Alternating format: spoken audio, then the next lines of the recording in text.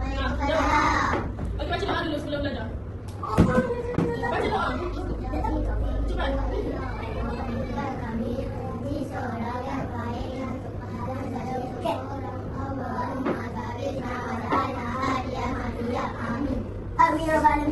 Okey, hari ni kita nak belajar tentang haiwan. Okey.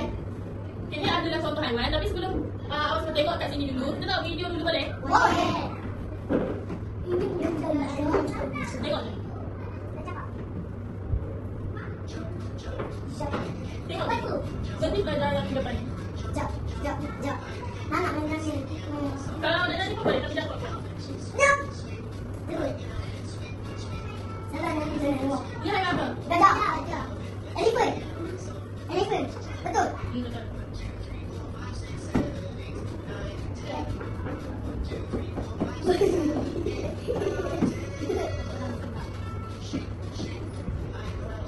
Apa? Snake. Snake. Ini tak ada pun. Boleh tak ada kat situ? Burung. Burung gagak tu. Fly. Burung tu.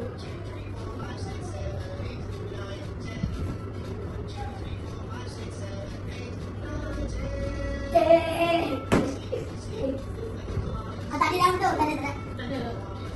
Sleep. Tidur. Sleep tu tidur dah. Ya, snake tu tidur. Okey.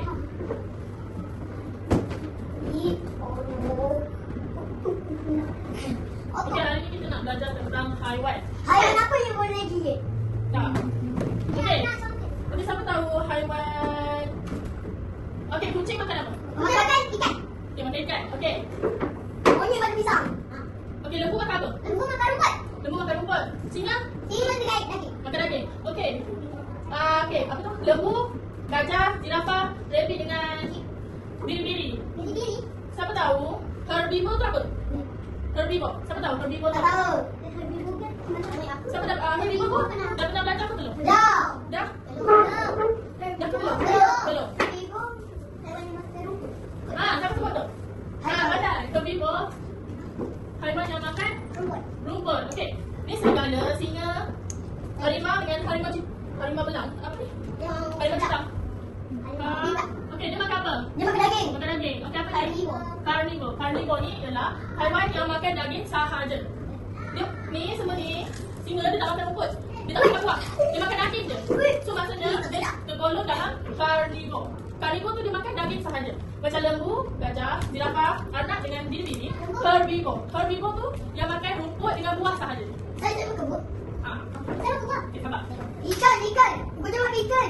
Kalau Ikan tu daging. Omnivore. Ikan tu daging. So kalau ikan tu Beruk. daging tu makan. Beruk makan apa? Ni monyet. Monyet beruk. Tak. Kucing, beruang, monyet, ayam, anjing. Dia makan apa? Makan ikan. Kucing makan ikan. Kalau beruk makan.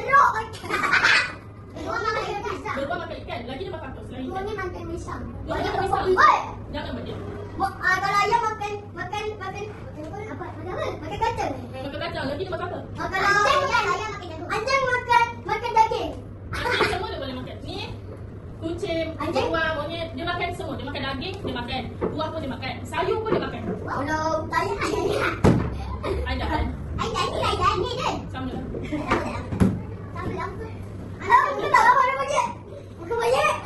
Dah kacau dia. Monyet. Okey, omnivore makan apa tadi? Omnivore makan apa tadi? Omnivore makan apa tadi? Omnivore ni kucing, beruang, monyet, ayam makan apa? Ni makan. Tak. Maksud cikgu. Okey, yang ni. Kucing, beruang, monyet, ayam, anjing. Apa dia ni? Dia tergolong dalam omnivore. Okey, omnivore tu apa? Makanan. Pemakanan haiwan ni. Okey, omnivore ni tadi cikgu kata apa? Dia makan apa? Makan ikan. Makan ikan lagi? Nampak? Daging. Makan Monyet makan pisang. Kalau ayam makan kacang.